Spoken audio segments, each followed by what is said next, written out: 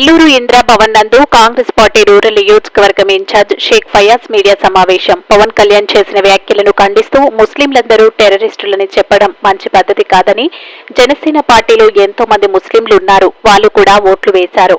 ఇలాంటి వ్యాఖ్యలు చేయడం మంచి పద్ధతి కాదని తెలుసుకోమని, గతంలో మీ అన్న చిరంజీవి కూడా కాంగ్రెస్ పార్టీ అని తెలుసుకోవాలని, దీని మీద చంద్రబాబు నాయుడు చర్యలు తీసుకోవాలని, మరోసారి ఇలాంటి వ్యాఖ్యలు చేయడం మంచి పద్ధతి కాదని Congress party rural incharge Shaik Fayaz media ద్వారా తెలియజేశారు. ఈ కార్యక్రమంలో కాంగ్రెస్ పార్టీ కిషాన్, శ్రీనివాసరెడ్డి, బాల సుధాకర్, రెహమాన్, హుస్సేన్ బాషా, గణేష్ బాబు, రిజ్వానా, నసీమా, రాజేష్ రెడ్డి, మహాబాషా తదితరులు కాంగ్రెస్ పార్టీ నాయకులు పాల్గొని మీడియా సమావేశం నిర్వహించి అనంతరం షేక్ ఫయాజ్ మరియు శ్రీనివాస్ రెడ్డి మీడియాతో మాట్లాడారు.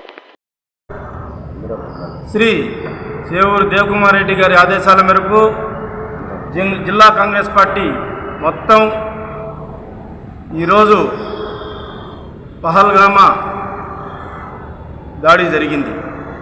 ఉగ్రవాద దాడిలో మరణించిన వాళ్ళ కోసం ఒక నిమిషం మౌనంగా నిలబడాల్సిన అవసరం ఉందని చెప్పేసి తెలియజేస్తుంది. రాష్ట్ర ప్రజలు అమాయకత్వంలో అయిపోతున్నారు. నీకు అమాయకత్వం అనుకోవాలో లేకపోతే ఏమనుకోవాలో ప్రజలు అయోమయంలో ఉన్నారు. కాబట్టి పవన్ కళ్యాణ్ గారు, మీరు ఒక మంచి ఉన్నతమైన పదవిలో ఉన్నారు, ఆ పదవికి గౌరవం ఇవ్వండి. మీకు కాకపోయినా ఆ పదవికి గౌరవం ఇస్తున్నాం. మీరు దయచేసి ఈ పిచ్చి చేష్టాలు, పిచ్చి మాటలు, ఈ దేశం ఒకటిగా ఉండాలంటే మనమందరం కలిసి ఈరోజు పాకిస్తాన్పై పోరాటం చేయాల్సి వస్తుంది. ఈరోజు 15 రోజులు కావస్తుంది. మీరు ఏమి యాక్షన్ తీసుకున్నారు? ఈరోజు ఉగ్రవాదుల్ని మీరు పట్టుకున్నారా? పాకిస్తాన్పై ఏం చర్యలు తీసుకున్నారు? అది అడగడం, ప్రశ్నించడం మానేసి బానిసత్వంలో మీరెళ్ళిపోయి మాకు చెప్తున్నారు. ఈరోజు దేశవ్యాప్తంగా కాంగ్రెస్ పార్టీ ఒకటే ఈ బీజేపీకి అగ్నెస్ట్గా మాట్లాడుతుంది. ఎందుకంటే ఆడ తప్పు జరిగింది, దాన్ని ఖండించాల్సింది పోయి వీళ్ళు ఎలా జరిగింది, ఎందుకు జరిగింది, ఎవరు చేశారు, ఇన్వెస్టిగేషన్ వాళ్ళు ఎక్కడ పోయారు, అదేవిధంగా నిఘా వ్యవస్థ ఏమైపోయింది, పోలీస్ 4,000 మంది టూరిస్టులు వచ్చి ఉంటే అక్కడ కనీసం ఒక పోలీసోడు లేదంటే దానికి మీరు ఏమనుకోవాలో అర్థం కావడం లేని పరిస్థితి. 26 మంది ప్రాణాలు పోయాయంటే అక్కడున్న ముస్లింలు ఎంతోమంది వాళ్ళ ప్రాణాలు కోల్పోయి వాళ్ళ ప్రాణాలు కాపాడడం జరిగింది. వాళ్లే లేకపోతే ఇంకా అన్ని సవాలు అయిపోయావు. కాబట్టి దయచేసి ఈ దేశంలో శాంతియుతం కావాలంటే అందరం కలిసి ఈరోజు ఈ ఉగ్రవాదాన్ని మనం పేకటేళ్లతో పీకాల్సిన అవసరం ఉంది. దాన్ని మనం నాటకూడదు, పోషించకూడదు. కాబట్టి దయచేసి పవన్ కళ్యాణ్ గారు, మీరు ఇట్లాంటి పిచ్చి మాటలు, ఇది ఉత్తరప్రదేశ్ యోగి రాజ్యం కాదు. దయచేసి నువ్వు ఫస్ట్ చంద్రబాబు నాయుడు గారికి మేము ప్రశ్నిస్తున్నాం. అదేవిధంగా మా తరఫున మేము విన్నవించుకుంటున్నాం. ఫస్ట్ ఇతనికి ఉప ముఖ్యమంత్రి పదవి నుంచి బర్తరఫ్ చేయాలి. ఎందుకంటే ఇతను మాట్లాడిన మాటలు అట్లాంటివి, మీ పార్టీకి చెడ్డ పేరు వస్తుంది. అదేవిధంగా ఈ రాష్ట్రంలో ఇటువంటి మాటలు ఉండవు. ఇటువంటి మాటలు చెప్పేవాడికి అవకాశం ఈ రాష్ట్ర ప్రజలు ఇవ్వరని చెప్పేసి నేను తెలియజేసుకుంటున్నాం. ఈరోజు మీరు గెలిచారంటే, ఈ రాష్ట్ర ప్రజలు మరొకసారి మీకు అవకాశం ఇచ్చారంటే, వైఎస్ఆర్సీపీ మాట్లాడిన భాష, వాళ్ళు వాడిన భాష నచ్చకే, అంతేగాని మీలో ప్రత్యేకించి ఏమీ లేదు. పోయినసారి వచ్చాడు చెంబు, అలాగే ఒక కుండ మట్టి తీసుకొని వచ్చి మీ మొహాన కొట్టిపోయాడు. మళ్ళీ అదే పని చేసిపోయాడు మోడీ గారు.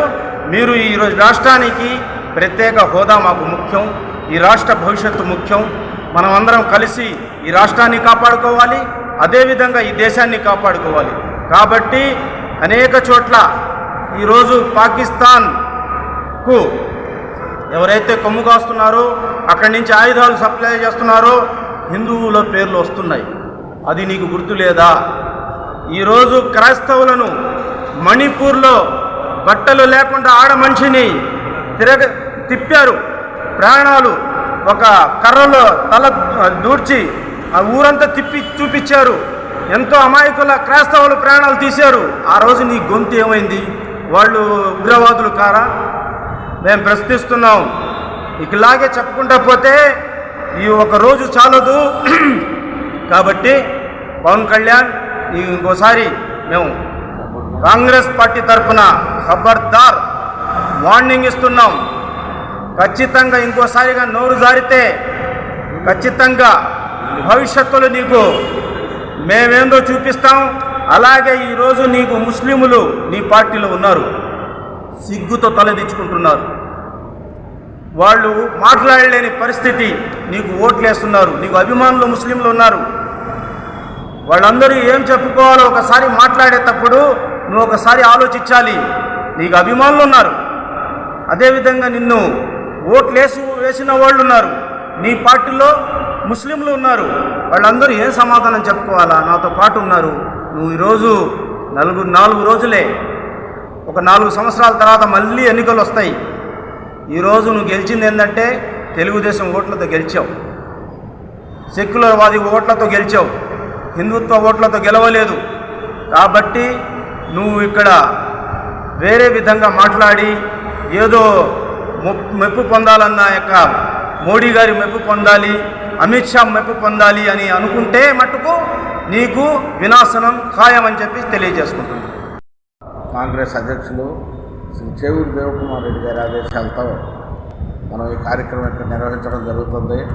సోదరుడు ఫయాజ్ భాయ్ చెప్పినట్టు ఉగ్రవాదాన్ని అణిచివేయాలంటే ఉగ్రవాదం ఎవరైనా కావచ్చు, ముస్లింలే ఉన్నారని మనం అనుకోబల్లే. పాకిస్తాన్ నుంచి వచ్చారంటే అక్కడ ఉండే హిందువులేమో వాళ్ళని దరివేయలేదే, వాళ్ళని ఏం చంపేయడం లేదే. ఇక్కడికి వచ్చి దాడి చేస్తారంటే ఇక్కడ అశాంతి కలిగించేదానికి దాడి చేస్తున్నారు. దాన్ని ఎవరైనా చేయొచ్చు, వాళ్ళని సమర్థించేవాళ్ళు అందరూ ఉండొచ్చు. కానీ ముస్లింలనే తప్పులు బట్టి ముస్లిమ్స్ అంతా మీరు పాకిస్తాన్ వెళ్ళిపోవాలా, వాళ్ళతో పాటు కాంగ్రెస్ పార్టీ సపోర్ట్ చేస్తుంది కాబట్టి కాంగ్రెస్ కూడా పాకిస్తాన్ బొమ్మని అన్నావు. నీ దగ్గర ఉండే ముస్లిమ్స్ని ఏం చేస్తావు? నువ్వు పాకిస్తాన్ పోతావా, వాళ్ళని పాకిస్తాన్ పంపిస్తావా? నీ అభిమానులు ఉన్నారు, నీ పార్టీలో కార్యకర్తలు ఉన్నారు, నాయకులు ఉన్నారు, అందరు ఉన్నారు. వాళ్ళని ఎక్కడికి పంపిస్తావు? వాళ్ళతో నువ్వు ఎక్కడికి పోతావు? నువ్వు చేసేది రాజకీయం కాదా? నీ దగ్గర ఉండే వాళ్ళని వదిలేసి కులగణన చేయించి ఈ విధంగా కులగణన చేయొచ్చు, చేసేదానిలో సహకరిస్తాము. కాబట్టి కులగణన చేయడం పిలిపించాడు. ఆ పిలుపునిచ్చినందుకు, కులగణన చేయమని కోరినందుకు, దేశ ప్రజలకి ఉపయోగపడే ఒక కుల గణనని ఆయన అడిగినందుకు మా రాహుల్ గాంధీ గారికి కాంగ్రెస్ పార్టీ తరఫున మేము ధన్యవాదాలు తెలుపుకోవడం.